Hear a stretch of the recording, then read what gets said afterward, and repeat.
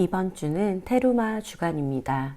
테루마는 예물이라는 의미입니다. 지난주 시내산에서 하나님이 토라를 주셨습니다. 십계명 10가지 말씀들을 주셨고 미시파팀의 법규를 주셨습니다. 그리고 모세와 아론과 나답과 아비후 그리고 이스라엘 장로 70명이 여호와께 올라가 이스라엘의 하나님을 봅니다. 그리고 주님과 먹고 마십니다. 그 후 하나님이 모세를 부르십니다. 직역성경 출애굽기 25장 12절입니다. 여호와께서 모세에게 말씀하셨다. 그 산으로 내게 올라와 거기 있어라. 내가 그들을 가르치려고 기록한 그 토라와 그 명령의 돌판들을 내게 줄 것이다.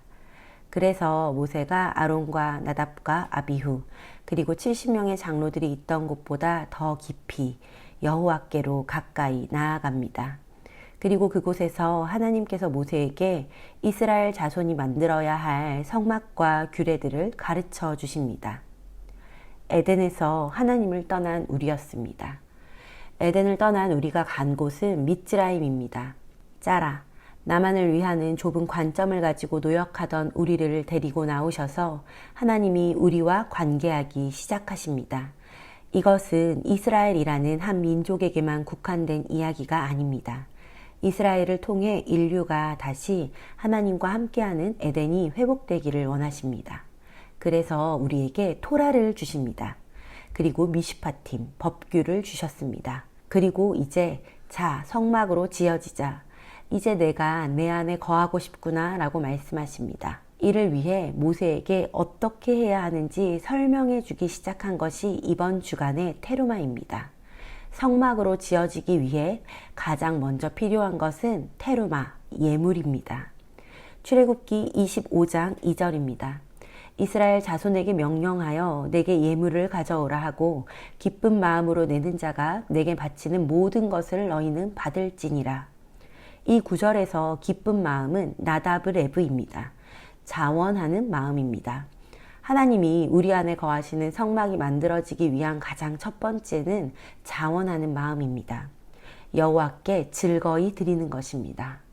내게 있는 것을 하나님과 함께하는 성전으로 지어지기 위해 자원하여 드리는 것입니다. 그래서 이때 어떤 예물을 드려야 하는지 목록이 나옵니다. 금과 은과 녹과 청색, 자색, 홍색 실과 가는 배실과 염소털과 붉게 물들인 순양의 가죽과 해달의 가죽과 조각목, 향품, 보석 등입니다. 그런데 생각해보면 애굽에서 급히 나와야 해서 발교되지 못한 무교병을 겨우 어깨에 짊어지고 나온 이스라엘에게 이 모든 예물이 어디서 나와서 하나님께 드릴 수 있었을까요? 출애굽기 12장 35에서 36절을 보면 이스라엘 자손이 모세의 말대로 하여 애굽 사람에게 은금 패물과 의복을 구하매 여호와께서 애굽 사람들에게 이스라엘 백성에게 은혜를 입히게 하사 그들이 구하는 대로 주게 하심으로 그들이 애굽 사람의 물품을 취하였더라. 430년의 종살이를 하고 애굽에서 나온 이스라엘에게 하나님은 그들의 값을 받게 하셨습니다. 때때로 우리는 나의 과거가 무익하다고 여겨질 때가 있습니다. 굳이 그런 시간이 있어야 했을까? 굳이 그런 과정을 겪어야 했을까? 처음부터 이런 하나님을 만나고 따랐다면 내 삶이 좀 달랐을 텐데 싶기도 합니다. 그러나 내가 주님 앞에 무익했다고 여기는 시간들까지도 하나님은 당신의 성전으로 지어지기 위한 예물이 되게 하십니다. 하나님을 알았지만 애굽에서 종살이했던 이스라엘처럼 하나님을 만났지만 좁은 시야 가운데 나를 위해 살았던 그 이기적이던 시간까지도 하나님은 우리를 당신을 위한 성전으로 지으실 때 예물이 되게 하십니다. 그렇다고 이 모든 것이 그저 가치 있다고 추상적으로 말하는 것이 아닙니다. 각자의 예물은 각자의 역할이 있고 그것이 하늘의 식양과 같아질 때 의미가 있습니다. 테루마의 예물은 각자의 의미가 있는데 그중 금은 신성을, 은은 인성을, 놋은 버려져야 할 인성을 가리킵니다. 출애굽기 25장 10절부터 보면 예물을 가져다가 만들어야 할 첫 번째 목록이 언약궤입니다. 언약궤는 시띠나무로 만듭니다. 성경에서 조각목으로 번역된 시띠나무의 샤타는 빗나가다, 길을 잃다의 의미가 있습니다. 또한 이 어근인 샤트는 떠다니다, 유리하다라는 의미를 갖습니다. 그리고 시딤은 사탄과 같은 스펠링을 공유합니다. 욥기 1장 7절입니다. 여호와께서 사탄에게 이르시되 내가 어디서 왔느냐? 사탄이 여호와께 대답하여 이르되 땅을 두루 돌아 여기저기 다녀왔나이다. 이 구절을 보면 사탄이 슈트합니다. 두루 다닙니다. 아담과 하와가 범죄하여 에덴에서 나왔을 때 두루 다니게 되었었고, 가인이 살인을 하고 유리하는 자가 되었었죠. 우리가 거짓 아비를 아비 삼고 살면 두루 다니게 됩니다. 그러면 두루 다니는 게 나쁘기만 한 것일까요? 민수기를 보면 백성이 만나를 거두기 위해 두루 다닙니다. 그리고 역대하를 보면 여호와의 눈은 온 땅을 두루 감찰하십니다. 거짓의 아비 사탄을 아버지로 두는가, 하나님을 아버지로 두는가에 따라 두루다님의 목적과 가치가 달라지는 것처럼 시딤나무에 무엇을 입혀지는가에 따라 그 역할이 달라집니다. 출애굽기 25장 10절, 그들은 조각목으로 궤를 짜되 길이는 2규빗반, 너비는 1규빗반, 높이는 1규빗반이 되게 하고, 25장 13절, 조각목으로 채를 만들어 금으로 싸고, 하나님은 이 시딤나무에 금을 입혀서 속죄소, 언약궤를 만들라고 하십니다. 금은 신성을 의미합니다. 하늘의 것, 하늘의 성품을 입혀서 시딤나무로 언약궤를 만드십니다.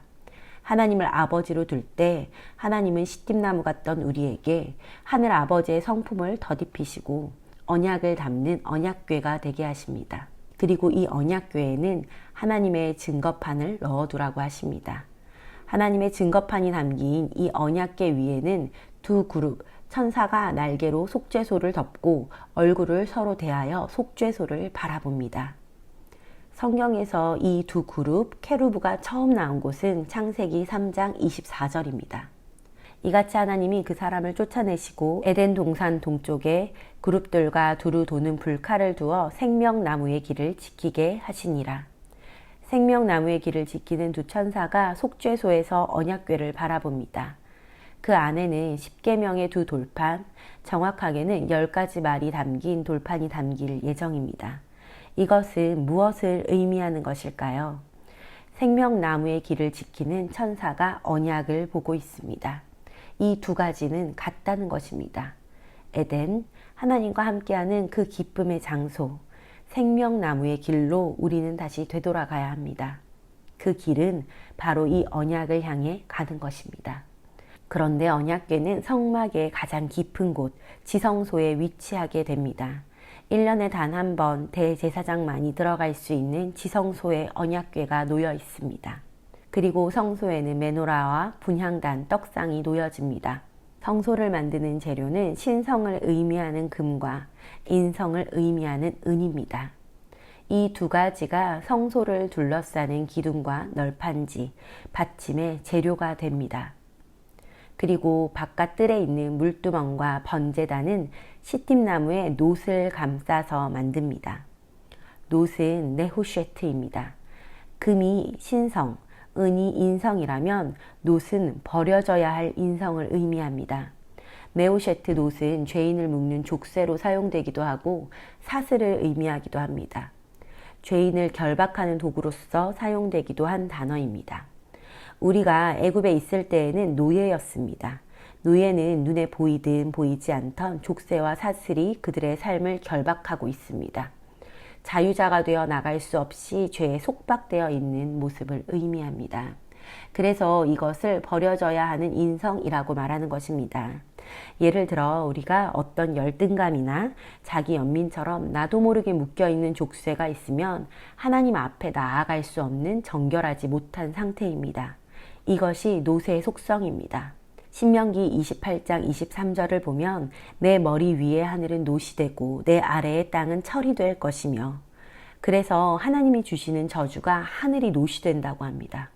하늘이 놋같이 답답하게 느껴진다면 자신을 돌아보며 놋의 속성을 주님께 고백해야 합니다. 그래서 성막에 딱 들어가면 마주하는 것이 바깥 뜰인데 이 뜰에 물두멍과 번제단이 있습니다. 물두멍도 놋으로 만들고 번제단도 시딤나무에 놋을 감싸서 만듭니다. 그래서 이곳에서는 먼저 노새 속성을 벗는 시간입니다. 나도 모르게 묶여있는 죄, 버려져야 할 인성을 주님 앞에 벗으며 정결해져야 합니다. 열등감, 교만, 자기 연민, 수치 등 인간이라면 가지고 있지만 하나님이 원래 창조하셨던 아담의 모습과 먼 인간됨을 벗는 곳입니다. 그래서 이곳에서는 노스로 만든 물두멍에 담긴 물에 손을 씻습니다. 그 물에는 하늘이 반사됩니다. 하늘의 아버지와 다른 모습, 우리의 좁던 애굽에서의 삶과 같은 죄, 우리의 행위를 씻습니다. 이것은 하나님이 만든 원래의 모습이 아닙니다. 주님과 다릅니다. 그리고 죄를 동물에게 전가하여 드리는 희생제사가 노스로 만든 번제단에서 드려집니다. 우리의 노새 속성이 뜰에서 씻겨지고 불태워지며 정결하게 됩니다. 그러고 나면 그 다음으로 들어갈 수 있는 곳이 성소입니다. 그런데 성소는 노새 속성이 제거되었다고만 해서 들어갈 수는 없습니다. 제사장만이 들어갑니다. 뜰에 와서 정결해지기를 원하는 이들을 위해 대신 제사를 드려줄 수 있는 이가 제사장입니다. 나 혼자 또는 나의 확장인 가족의 죄만을 담당하는 것이 아니라 타인의 죄까지도 짊어져 줄 수 있는 정체성을 가진 이가 바로 제사장입니다. 그런 이들이 성소에 들어갑니다. 성소는 금이 덮여진 널판지와 은으로 만든 받침으로 지어집니다. 금은 신성을 의미하며 은은 인성을 의미합니다. 이곳에는 더 이상 노수로 만든 기물이 없습니다. 이곳에는 금을 두드려 만든 메노라와 시tim나무에 금을 입혀 만든 분향단과 떡상이 있습니다. 이곳에서 올려지는 향은 번제단의 향과는 다릅니다. 더 이상 노새 속성을 태우는 향이 아닙니다. 개인을 넘어선 정체성을 가진 제사장이 전체를 위해 드리는 기도의 향기입니다. 이 분향단의 향기는 성소와 지성소를 왔다 갔다 합니다. 그리고 그 성소의 가장 깊은 곳에는 지성소가 있습니다. 이곳은 1년에 단 한 번 대제사장만이 들어갈 수 있는 곳입니다. 이곳에 언약궤가 있습니다. 카포레트, 속죄소라고도 번역되는 것처럼 카포레트에는 카파르, 덮어주다, 속죄하다 라는 단어가 있습니다. 그래서 이곳에 대제사장이 욤키푸르라고 부르는 카파르의 날, 대속죄일에 들어갑니다. 그런데 우리는 우리를 속죄해 주었다, 죄를 덮어 주었다 라고 하면 내가 용서받기를 원하는 개인적인 죄, 이기심, 교만, 열등감, 수치 등 노새 속성의 죄를 떠올리기 쉽습니다. 그러나 그 죄는 뜰에서 용서받아야 하는 죄입니다.